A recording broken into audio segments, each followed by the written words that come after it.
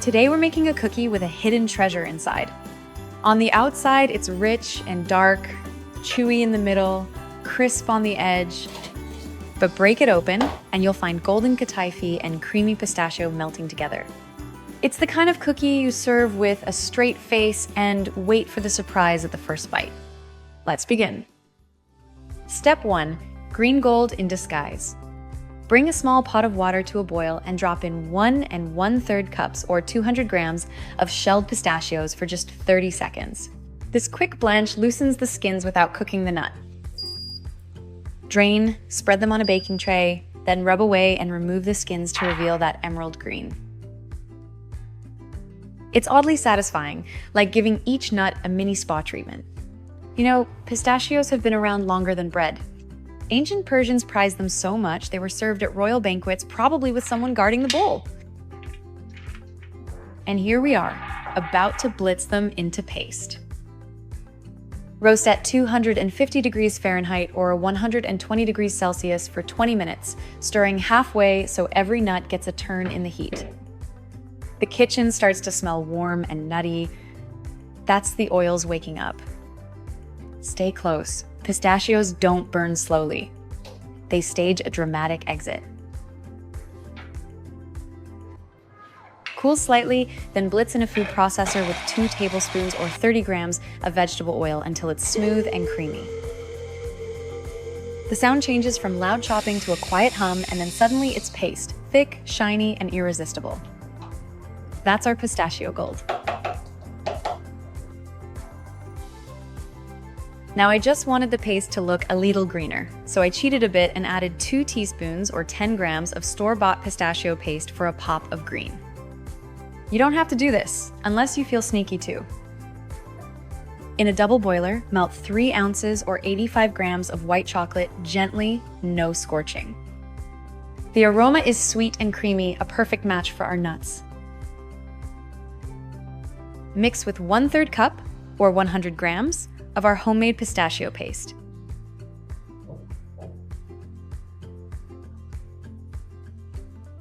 Mix until you get a thick, glossy texture. When it smells this good, you know it's ready. All right, paste done. Time to dress it up with some fancy company. Step 2, golden threads for a sweet heart. Kataifi pastry is like shredded phyllo dough that went through a makeover. Delicate strands that bake into crisp, buttery magic. In parts of Greece and the Middle East, they wrap it around nuts, drench it in syrup, and call it dessert. We're gonna hide ours inside a cookie, because why not? Cut 5.3 ounces, or 150 grams, of kataifi pastry into short pieces. They're springy and a little unruly, but that's part of their charm. Melt 6 1/3 tablespoons or 90 grams of unsalted butter in a heat-proof bowl over simmering water.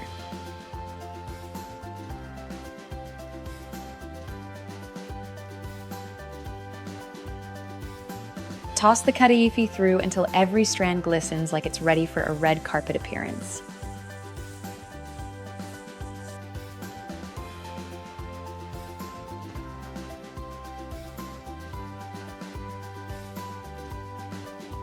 Spread the buttery threads on a parchment-lined tray and toast in the oven until golden, stirring once for even color. As they toast, they relax and curl, filling the room with the smell of warm butter and toasted grain. When it smells like a bakery you'd never want to leave, it's done.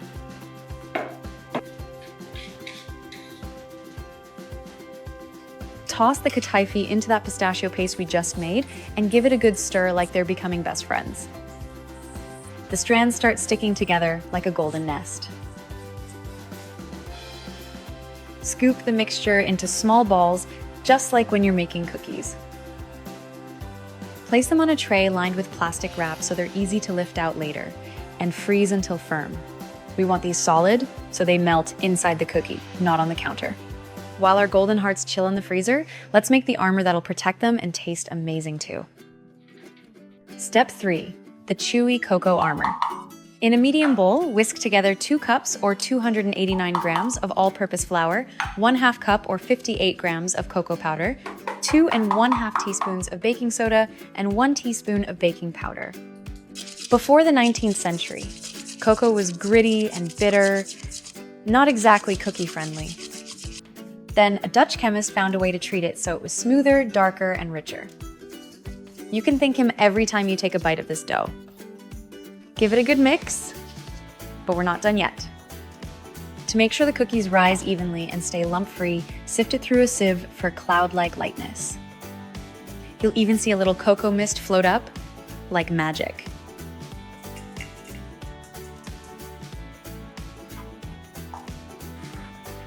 Soften 3/4 of a cup or 175 grams of unsalted butter and beat until creamy.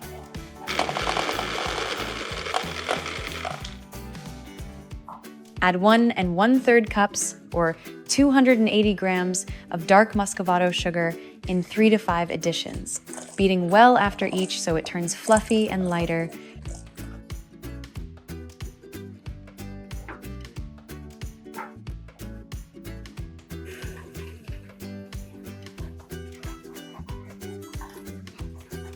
The sugar smells deep and almost smoky from the molasses.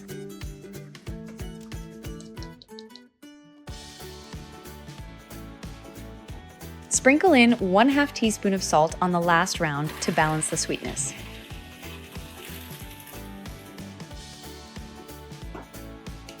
Crack in 2 large eggs, whisking until the batter looks glossy enough to frame.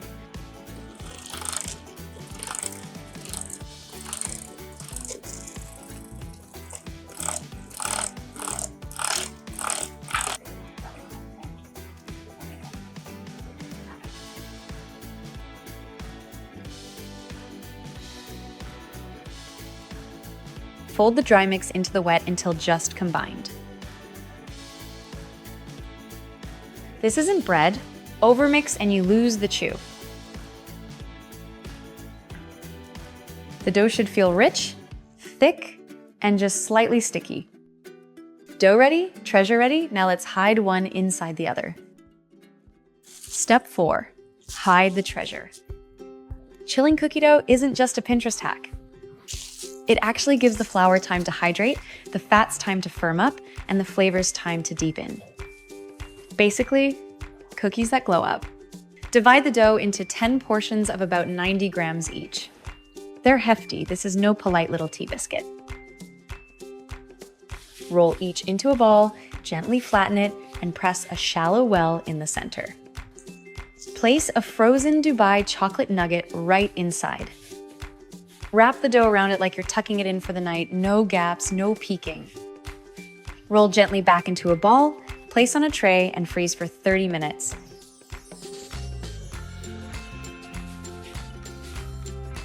During this time, the butter firms up and the center stays cold, so in the oven, the outside will bake just in time for the inside to turn molten.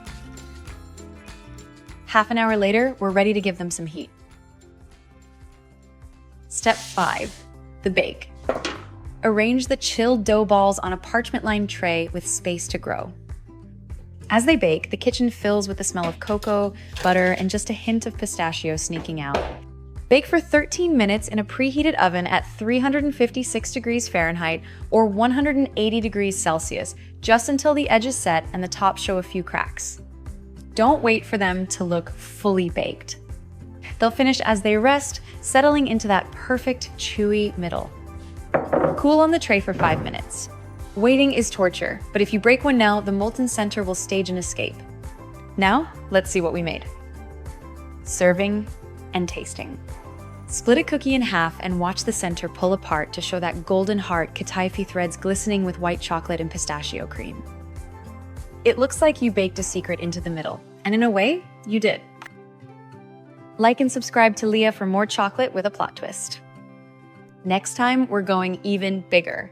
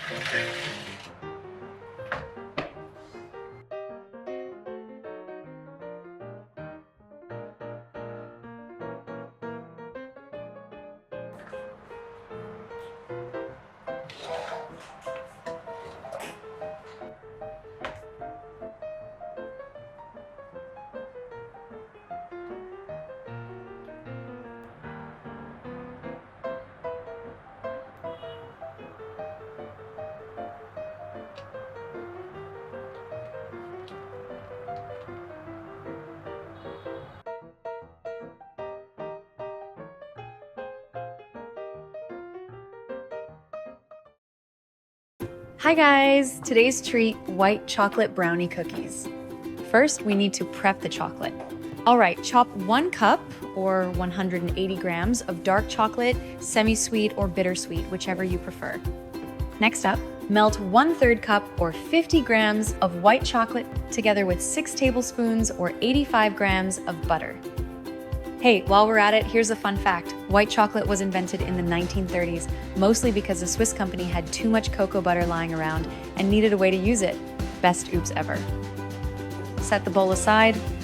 Now add all the chopped dark chocolate into the white chocolate mixture. Place the bowl over a double boiler and stir until everything melts together into a silky smooth blend. Let it cool slightly. Now, let's get the eggs fluffy. In a large bowl, crack in 2 large eggs, about 1/2 cup in total. 1/4 cup or 50 grams of brown sugar, with 1/3 cup plus 2 tablespoons or 75 grams of white sugar, 1/2 teaspoon or 2 grams of salt, and 2 teaspoons or 10 milliliters of vanilla extract. Now whisk the mixture for about 2 minutes until the color turns pale and airy. Did you know? Whipping eggs with sugar wasn't just for texture. In old-fashioned baking, it was a sneaky way to make desserts look bigger when sugar and butter were expensive. So basically, edible inflation. Gradually pour in the melted chocolate mixture, whisking gently until combined.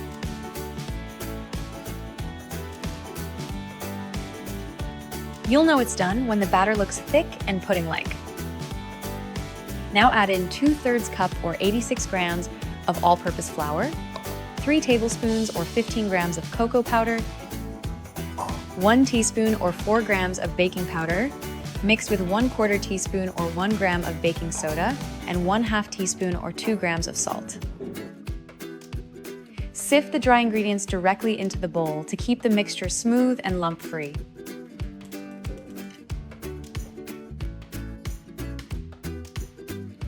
Now fold gently until everything just comes together. Look at that texture. If it flows like this, we're good. Set aside. Cover the dough and chill for 1 hour. Preheat the oven to 250 degrees Fahrenheit or 120 degrees Celsius. Spread 1 cup or 150 grams of white chocolate evenly on a silicone-lined tray. Bake for 10 minutes, stir, then bake in 10-minute intervals, stirring each time until golden and smooth. Don't panic if it looks lumpy, keep stirring until silky. Here's a kitchen gossip. Caramelizing white chocolate was a pastry chef's secret until about 15 years ago when someone leaked the method online. Suddenly, home bakers everywhere started burning chocolate on purpose. Okay, that's about 5 times in and out in total. Yep, a whole lot of waiting. Story of our lives. Let cool. Now we bring it all together. Remove the plastic wrap from the cookie dough. Scoop about 3 tablespoons or 45 grams of dough for each cookie using a medium cookie scoop and place them on a parchment-lined tray.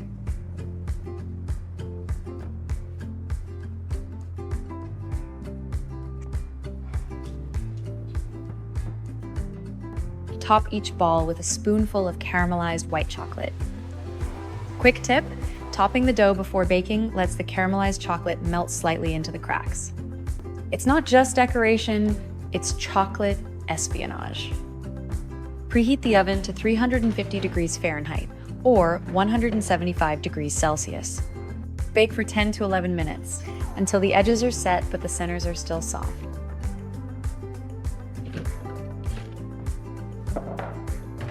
Sprinkle with flaky sea salt, then let the cookies cool naturally. And then, the best part. Break one open. The fudgy brownie base, the molten caramelized white chocolate, the hint of salt, it's a perfect bite. These aren't just cookies, they're a love letter to chocolate in all its forms. Remember, don't rush the caramelizing, and pull the cookies while the centers are soft. That's the secret. If you try these, let me know your dream chocolate combo. And of course, like and subscribe to LeeA. More sweet adventures are coming your way. Hey everyone! Today we're making chocolate brownie cookies, chewy, fudgy, and loaded with chunks of chocolate. Alright, first up, chop 2 tablespoons or 15 grams of almonds into small pieces. Here's a crunchy fact. Almonds have been cultivated for over 4,000 years. Ancient Romans even tossed them at weddings as a symbol of good luck and fertility. That little crunch in our cookies comes with a history of celebration.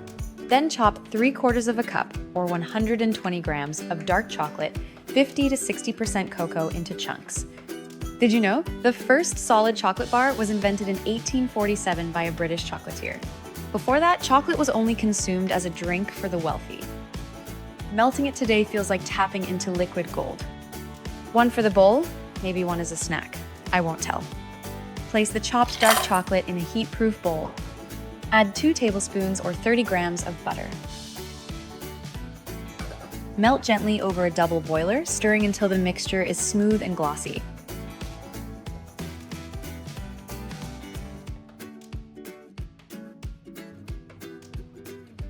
Set aside to cool slightly. In a mixing bowl, whisk together 1 large egg, about 50 grams, 1/4 cup or 50 grams of brown sugar, 1/8 teaspoon or 1 gram of salt, 1 teaspoon or 2 grams of instant coffee, and 1/2 teaspoon or 2 grams of vanilla extract.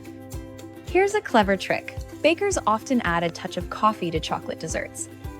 It doesn't make them taste like coffee, but it deepens the cocoa flavor, making it bolder and more complex.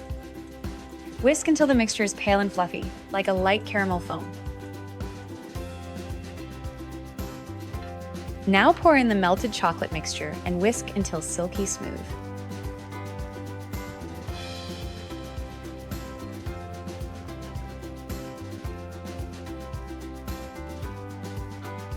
Next, combine 1/3 cup or 40 grams of all-purpose flour with 1/2 teaspoon or 2 grams of baking powder. Sift directly into the chocolate mixture for cloud-like lightness. Fun fact, the first mechanical flour sifter was patented in 1819 in the United States. Before that, people used woven horsehair sieves. Either way, the goal was the same: light, lump-free baking. Fold gently until everything just comes together into a glossy dough.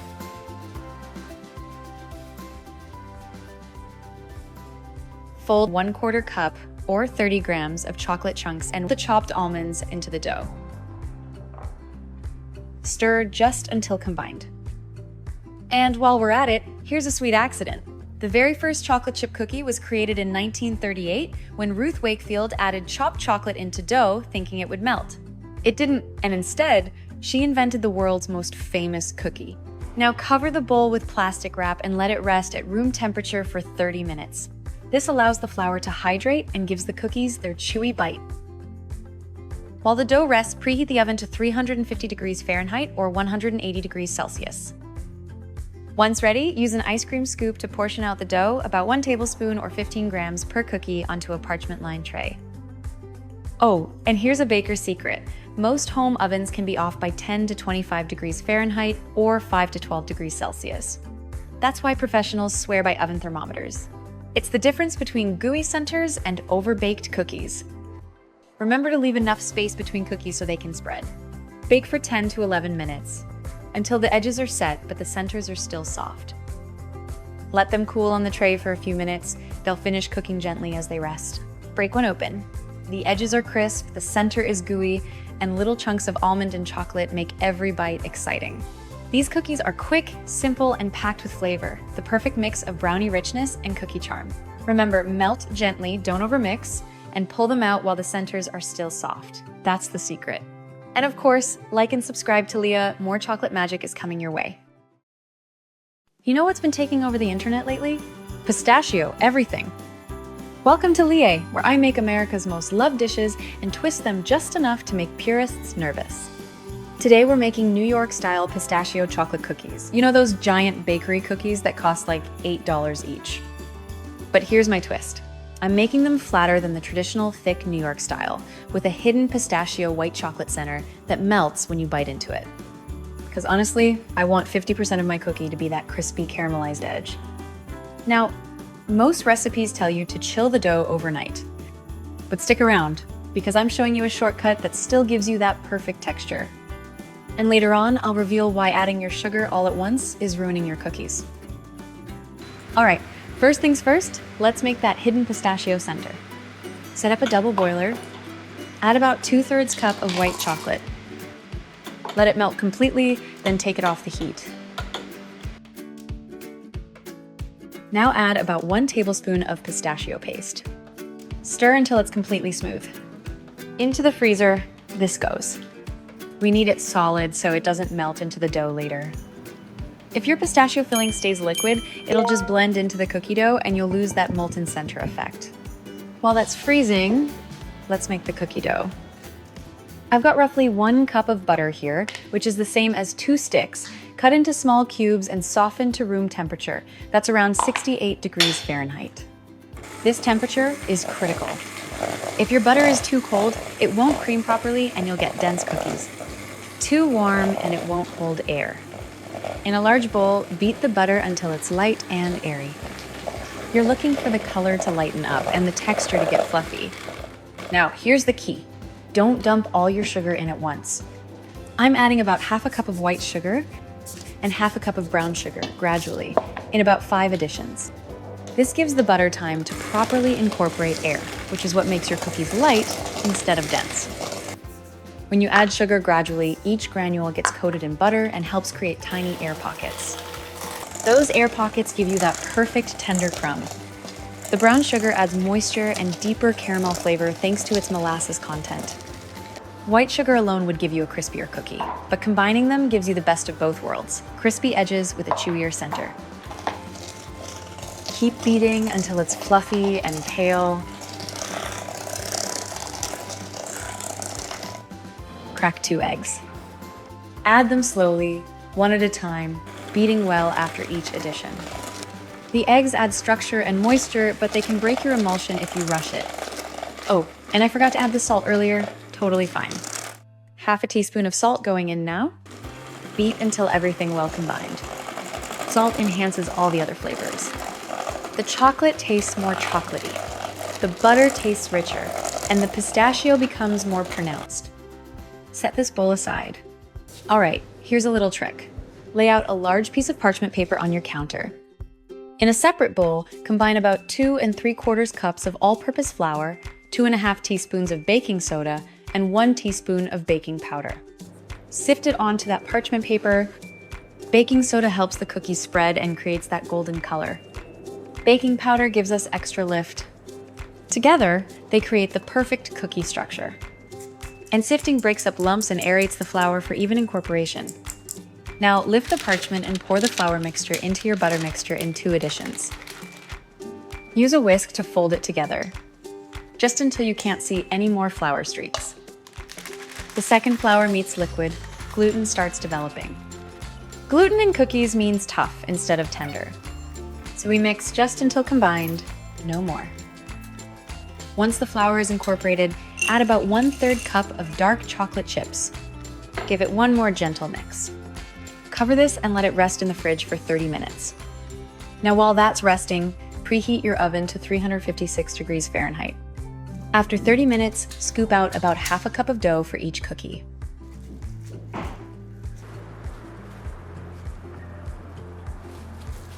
Press your thumb into the center to create a well. Scoop some of that frozen pistachio filling into the middle. Save about 3 tablespoons. We're drizzling that on top later.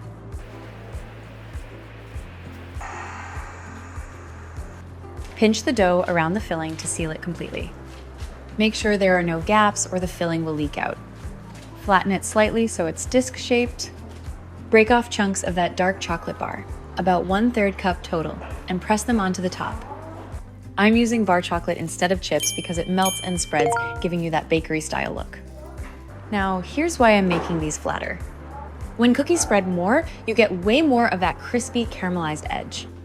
The butter and sugar get more surface contact with the heat, which means more of that toasted, nutty caramel flavor. Plus, they're less heavy than those super thick New York cookies, so you can eat 2 without feeling guilty.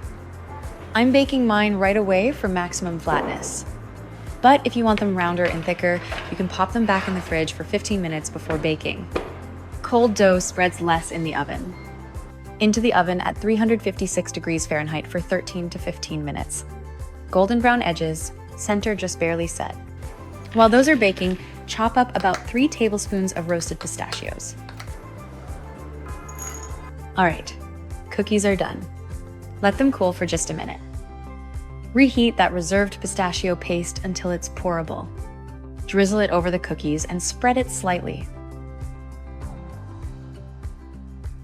Sprinkle those chopped pistachios on top while it's still sticky. The pistachio paste acts like glue to keep them on there. Let me break one open. Look at that! You can see that pistachio white chocolate layer, still glossy and rich. Crispy edges, soft center, pockets of melted dark chocolate. Time to taste. Oh, wow! That edge is perfectly crispy with this intense caramelized flavor. The center is soft and chewy, and then you hit that creamy pistachio filling. The dark chocolate adds depth, and those roasted pistachios on top amplify everything. This is the perfect ratio of crispy to chewy. So there you have it, New York-style pistachio chocolate cookies, flatter and better. Sometimes the best twists are about getting more of what you love. Drop a comment and tell me what state I should tackle next.